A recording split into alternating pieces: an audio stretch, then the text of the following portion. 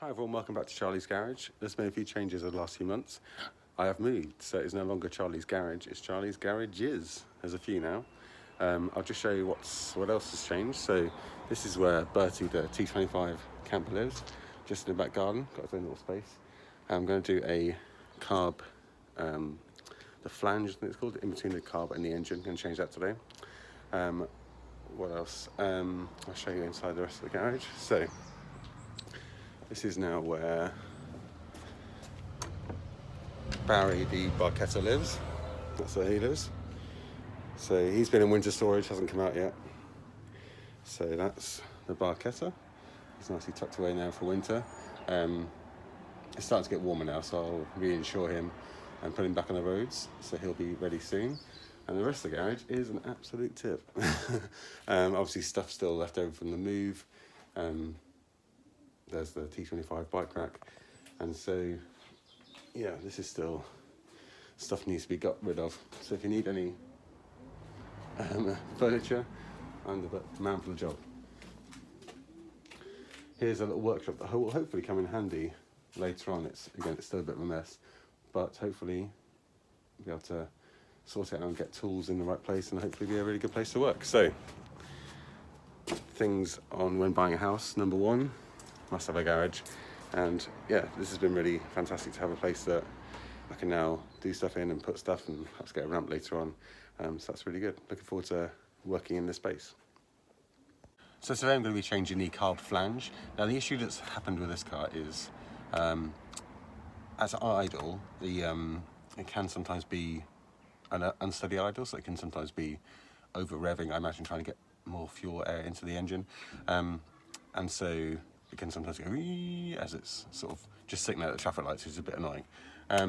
So apparently that issue is because of the carb flange has a crack in it, so the rubber gasket between the top of the carb and the top of the engine. So hopefully I'll be able to change that today. I think it's only 3 or 4 bolts, so I'm just going to take that off and then put a new one on. It was about £23 from Just Campers is where I got this part, so we'll see how that goes. And here is the part. This is the £23 part, so it's just, you can see it's just a rubber gasket. I think it's going to be 4 bolts, I think, going through there.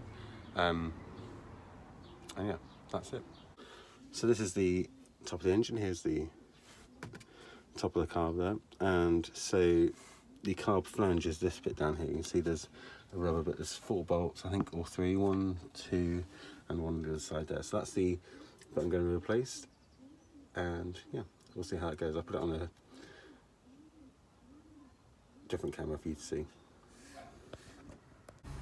So you can see the old one here, and apparently it has a crack in it. That's why it's not been working, or it's letting too much air into the carb basically. And so there's 1 bolt there, there's 1 on the other side, just down here, and there's, I think, 2 on the other side. I have to be a bit tricky with access, I think. So you can see the old one here, and apparently it has a crack in it. That's why it's not been working, or it's letting too much air into the carb basically. And so there's 1 bolt there, there's 1 on the other side, just down here, and there's, I think, 2 on the other side.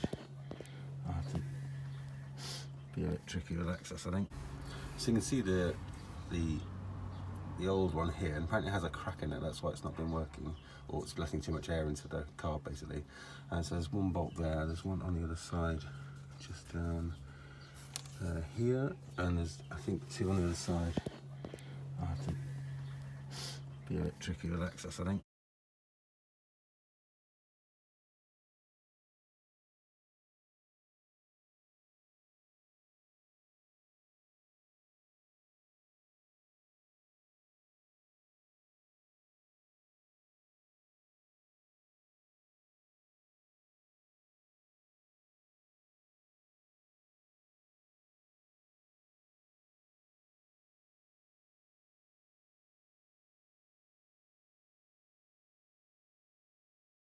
So I've taken those 4 bolts off, and then I've just got these 2 underneath to disconnect from the carb from the underneath.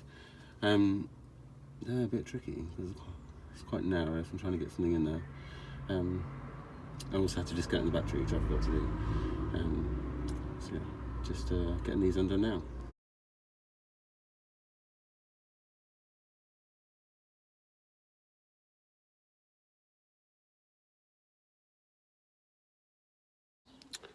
weirdly, the old one seems absolutely fine. So I hope this hasn't been a wasted time.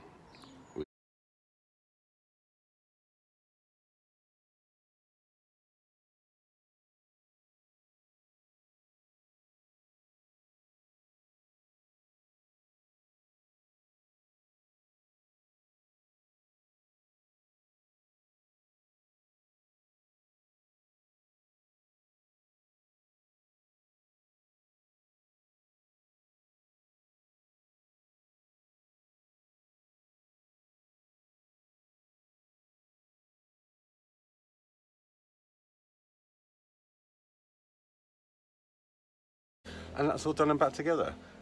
The bolts on the top were 10mm, and the two underneath that I showed you just now, they were 13mm.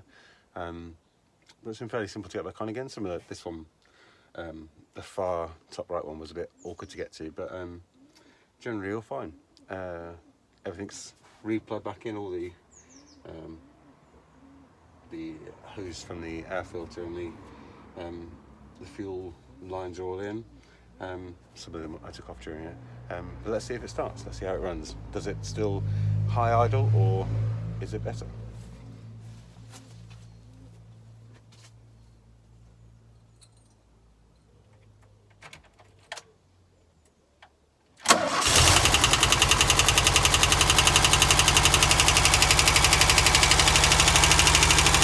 Sounds pretty good to me.